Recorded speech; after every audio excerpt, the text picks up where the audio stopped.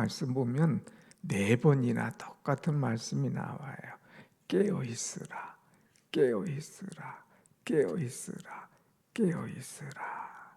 얼마나 중요하면 이 짧은 본문 속에 특별히 33절부터 37절에 계속해서 깨어 있으라, 깨어 있으라, 깨어 있으라, 깨어 있으라, 깨어 있어야 된다고 하는 것을 우리에게 가르쳐 주고 있습니다. 왜 깨어 있어야 되냐? 주님이 다시 오시기 때문에. 주님이 오실 그 주님을 맞이하기 위해서는 깨어 있어야 된다고 하는 것입니다. 실컷 잘하다가 깨어 있지 않으면 이제 주님 맞을 수가 없는 거예요. 그러니까 항상 깨어 있는 신앙. 그래서 헛된 것을 구하지 않고 이제 헤매지 않도록 늘 깨어 있는 그런 신앙을 가져야 됩니다. 24절부터 27절 말씀 보면 이제 인자가 올 것임을 분명히 말씀하고 있죠. 그래서 어제 여러 가지 재난과 또 여러 가지 자연적인 것과 세상의 기근과 또 전쟁과 또 더 나아가서 영적인 그런 문제들이 일어날 것을 말씀했잖아요. 그러니까 조심하라. 이제 조심해라. 그리고 너희는 삼가라 하는 말씀을 줬는데 우리가 마지막 때는 조심하고 이제 주의해야 되고 또 하나 중요한 것이 있다면 늘 깨어 있으면서 주님을 맞이하는 그런 신앙의 자세를 가져야 될 것을 가르쳐 주고 있죠. 그래서 26절 말씀 보면 그때에 인자가 구름을 타고 큰 영광과 권능으로 오는 것을 사람들이 보리라 그랬어요. 주님이 오신다는 거예요. 인자가 구름을 타고 큰 권능과 영광으로 오는 것을 사람들이 보리라. 주님은 죽으시고 부활하신 것으로 끝남이 아니라 또 다시 오실 것이라고 하는 것. 그래서 우리가 좋아하는 찬송 있잖아요. 하나님의 나팔 소리, 하나님의 나팔 소리, 천지 진동할 때에 영광 주고 영광 중에 오시는 것, 사람들이 다 보고 맞이하는 그런 모습. 그래서 그때 나팔 불 때 나의 이름, 나팔 불 때 나의 이름이 들려질 수 있도록 늘 깨어있는 그런 신앙을 가져야 됩니다. 깨어있지 아니하면 주님을 맞이할 수가 없어요. 언제나 깨어있고 믿음으로 사는 사람. 어떤 사람은 깨어있지 않고 벼락치기로 사는 사람이 있어요. 벼락치기. 우리 학교 다닐 때 벼락치기 공부해봤잖아요. 근데 벼락치기도 왜 하느냐? 시험 날짜를 가르쳐 주니까 벼락치기를 하는 거예요. 내일 시험 봐. 그러면 오늘 막 밤새 아니면 한 학기 시험을 이번 주 그 월요일 화요일 날 봐. 그러면 막 벼락치기를 하잖아요. 벼락치기를 해서 성적을 낼 수도 있어요. 벼락치기를 해서 막 뜯는 밤새우고 공부할 수도 있어요. 그런데 벼락치기 하는 사람들의 특징은 뭐냐? 시험 보고 나면 다 잊어버리는 거예요. 다 내가 언제 했느냐 하는 거죠. 이 벼락치기 하는 사람은 그래도 조금 할 수 있지만 주님은 벼락치기 신앙을 허락을 안 해요. 언제 오실는지 알 수가 없거든요. 날짜가 없는 거예요. 오늘 말씀하셨지만 그날과 그때는 아무도 모른다. 아들도 모르고 천사도 모르고 아버지만 아신다고 했습니다. 그렇기 때문에 벼락치기 하지 말고 늘 깨어있는 그런 신앙을 우리는 가져야 될 것이다 하는 것을 말씀해 주고 있습니다. 그러면서 이제 28절부터 쭉 우리에게 주시는 말씀, 왜 깨어 있어야 되느냐? 왜 깨어 있어야 되느냐?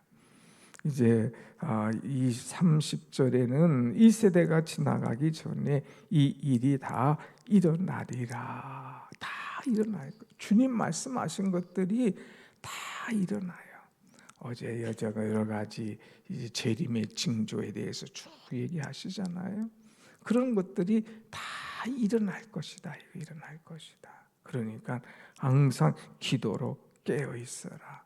벼락치기 하지 말고, 뭐 벼락치기 하는 사람은 늘 그렇게 하다 보면 이제 나중에 건강도 해치게 되는 거예요. 나중에는 벼락치기 하다 보면 진짜 올 것이 올 때는 맞이하지 못하는 거예요. 그러니까 꾸준하게 하는 사람들은 이 참 모든 것을 은혜 가운데 기쁨으로 맞이할 수가 있거든요. 그러니까 기도도 벼락치기 하지 말고 꾸준하게. 그래서 우리가 물론 다음 주에 사순절 특별 새벽기도 하지만 아마 보나마나 사순절 특별 새벽기도 할 때 그때만 오고 또 풍선 푹 꺼질 거예요. 아니에요. 벼락치기는 아니에요. 꾸준하게 날마다 변함없이 기도하며 깨어있는 신앙, 이것이 얼마나 중요한가. 그래서 저는 새벽을 깨워 나온 여러분들 정말 사랑하고 존중합니다. 여러분이 최고인 거예요. 두 번째는 우리는 말씀으로 늘 깨어 있어야 돼요. 여기 한번 말씀 보세요. 31절 말씀, 31절 시작. 천지는 없어지겠으나 내 말은 없어지지 아니하리라. 세상 천지도 없어져. 그러나 하나님의 말씀은 없어지지 아니하리라 그랬어요. 하나님의 말씀은 살아있는 줄로 믿습니다. 아멘. 하나님의 말씀은 변함이 없는 줄로 믿습니다. 하나님의 말씀은 일적일액도 변함이 없고 꾸준하고 계속되고 힘있고 능력 있는 거예요. 그러니까 예수 그리스도는 진리고 말씀은 진리인 거예요. 세상을 막 뒤집어지고 사람이 바뀌면 모든 것들이 다 바뀌잖아요. 막 정신없이 바뀌어, 정신없이. 근데 또 다른 정부가 들어오면 또 바뀌어. 또 다른 사람이 들어오면 또 바뀌어. 책도 자꾸 바뀌어. 그렇지만 하나님의 말씀은 바뀌지 않는다고 하는 것, 꾸준하다고 하는 것, 이것이 얼마나 귀한 것인가 하는 거예요. 그러니까 깨어 있어서 늘 말씀을 봐. 여러분 성경 볼 때 어때요? 저도 목사지만요. 이 말씀이 있었나? 이렇게 놀랄 때도 있어요. 아하, 이 말씀이 이런 말씀이구나. 또 깨달을 때가 있고요. 똑같은 말씀인데도 한 달 전에 읽었을 때, 작년에 읽었을 때, 젊었을 때 읽었을 때하고 또 달라요. 그러니까 자꾸 성경을 봐요. 성경 보면 영적으로 깨어 있으면 그때마다 하나님께서 주시는 감동함이 있거든요. 깨어 있으면 그때마다 느낌이 다르거든요. 깨어 있으면 그때마다 말씀의 깊이가 다르거든요. 젊은 아이들 막 결혼해가지고 신혼살림하면 자기야 뭐 어떻고 하고 음식하면 다 맛있지. 근데 부모님이 볼 때는 어떻게? 이게 다 조미료 맛이야. 이게 다 그냥 레시피 맛이야. 근데 어머니들은 뭐 조미료, 레시피 이런 거 안 하잖아요. 손맛 다 경험.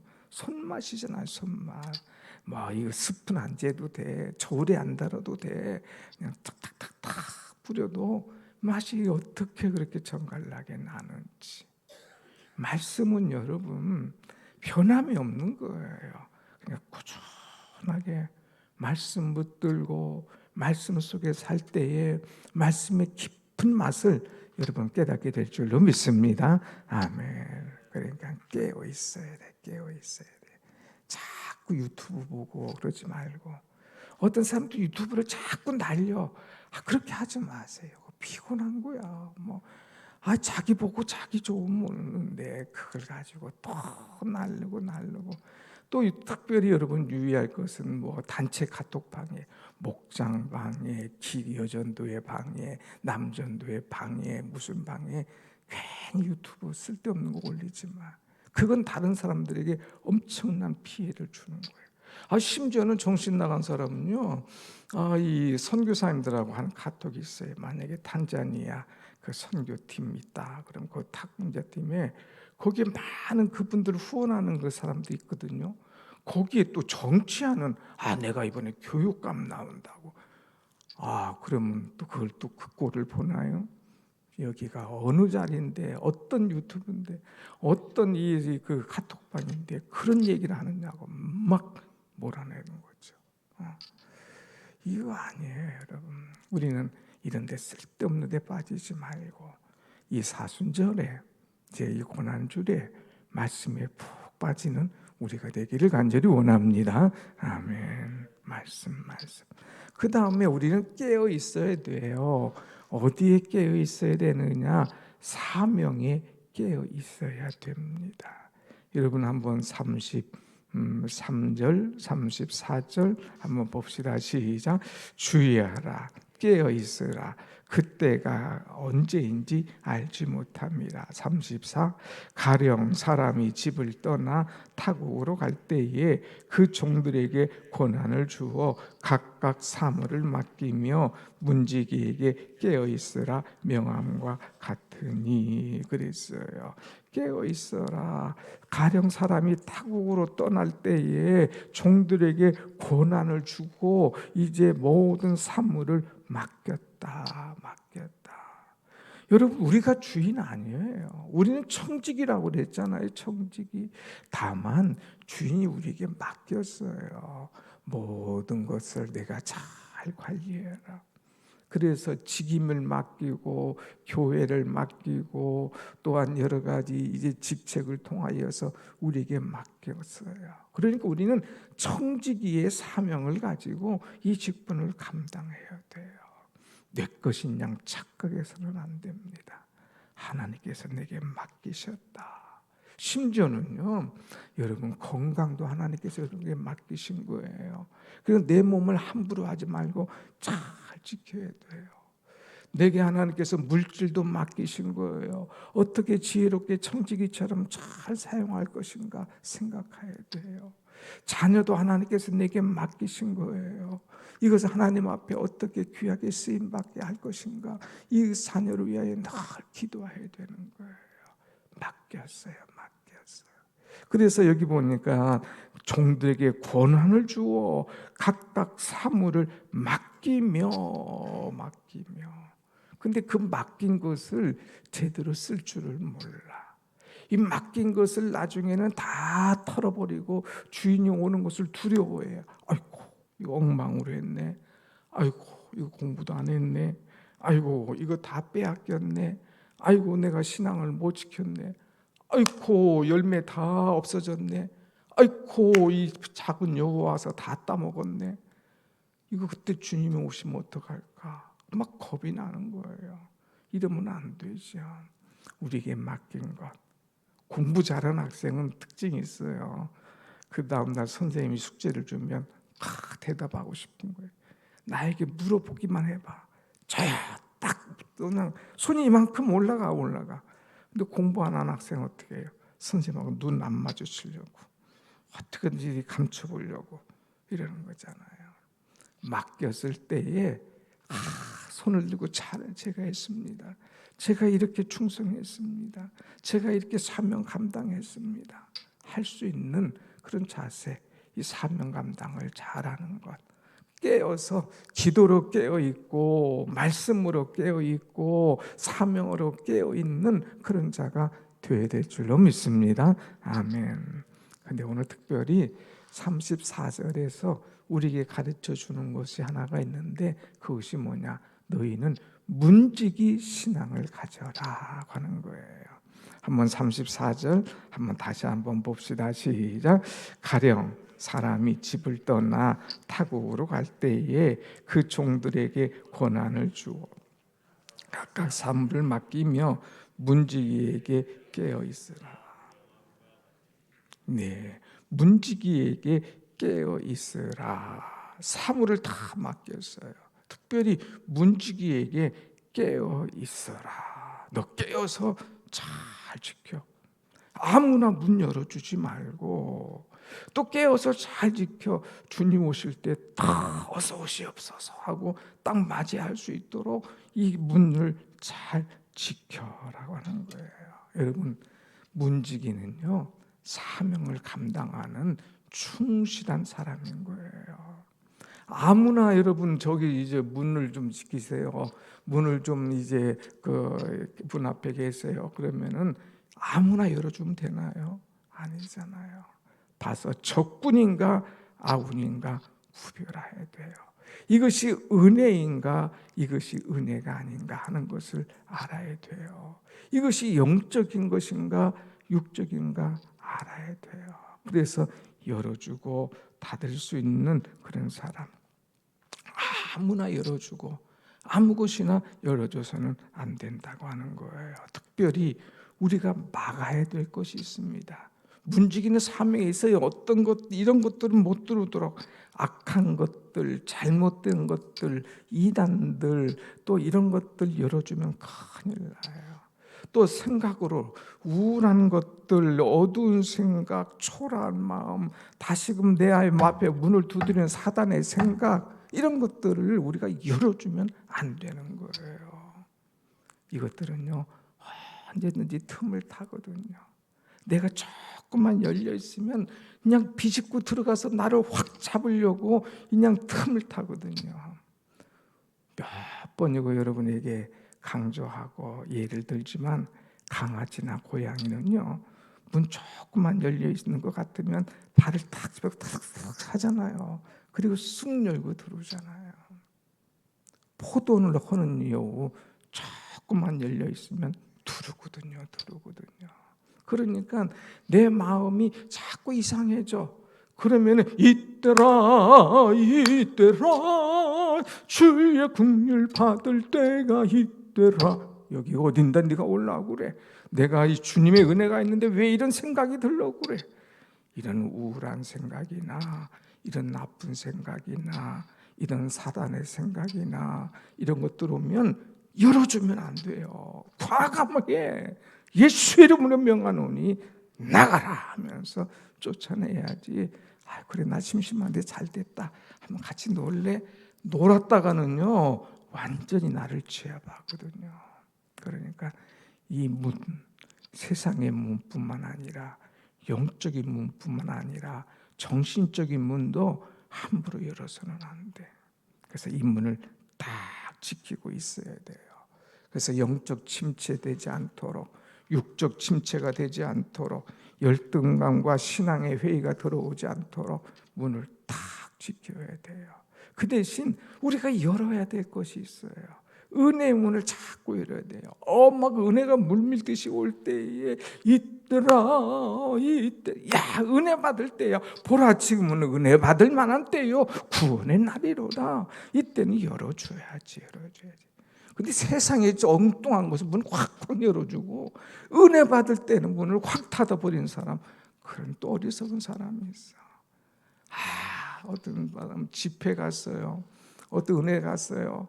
거기서 내가 이번에 은혜 안 받을 거야, 딱 마음 단단히 먹고 가는 사람이 있어요.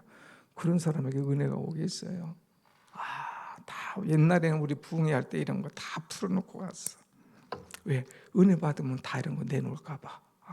은혜 받으면 이 내놓고 놓고, 심지어는 틀리도 빼놓고, 금리 내가 은혜 받으면 이거 다 쏟아놓을까 봐.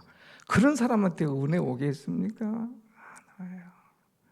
은혜가 오면 내 마음도 열려지는 거예요. 은혜가 오면 물질도 하나님 앞에 드려지는 거야. 은혜가 오면 내가 주님 앞에 내 모든 것을 드리겠다는 마음을 갖는 거예요. 어린아이는요, 은혜가 오니까요, 드릴 게 없으니까 막 헌금 시간에 발을 집어넣는 거예요. 야, 이 무슨 발? 난 드릴 거 없는데 하나님 앞에 내 평생 내 발을 드리겠어요? 그 사람이 선교사가 된 거야. 은혜 받을 때 드릴 수 있도록, 감사의 마음을 드릴 수 있도록. 그러니까 문지기는 은혜 받을 때 문을 열어줄 생각해야 돼요. 감사의 문을 열어줄 생각해야 돼요. 하나님 앞에 선교할 문을 열어줄 생각해야 되는 거예요. 주의 종으로 어떻게 내가 충성할 것인가, 이 말씀을 생각하며 열어줄 준비를 해야 되는 거예요. 여러분, 문지기가 됩시다. 특별히 깨어 있어서 이 문지기가 잘 일해서 모든 것을 잘 지킬 때에 여러분 영성이 건강하고 여러분의 가정이 건강하고 우리 교회가 건강하게 될 줄로 믿습니다. 아멘. 특별히 우리 목회자들은 영적으로 늘 깨어 있어야 돼요.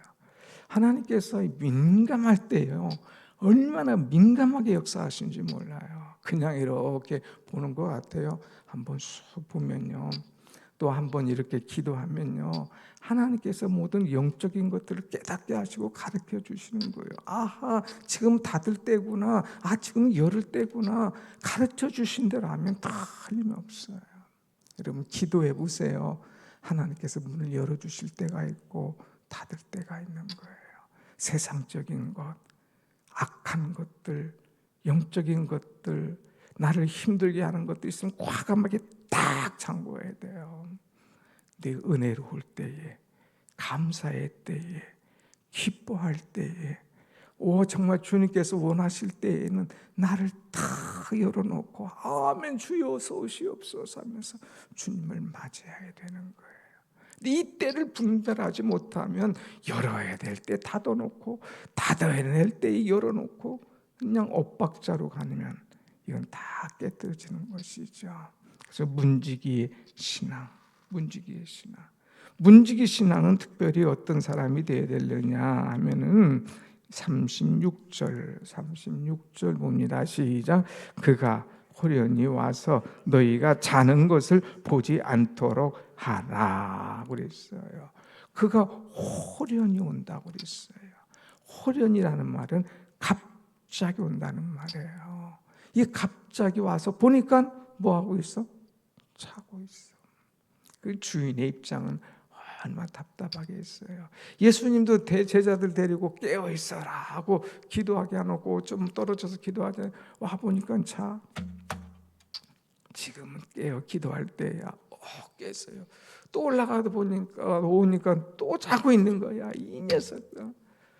그러니까 또 와 보니까 아예 그냥 하고 얘들아 가자. 이제는 갈 때다. 데리고 가세요. 여러분 이렇게 자꾸 카드 받으면 안 돼요. 옐로우 카드 받고 레드 카드 받고 그냥 쫓겨나서는 안 된다는 거예요. 깨어 있어야 돼요.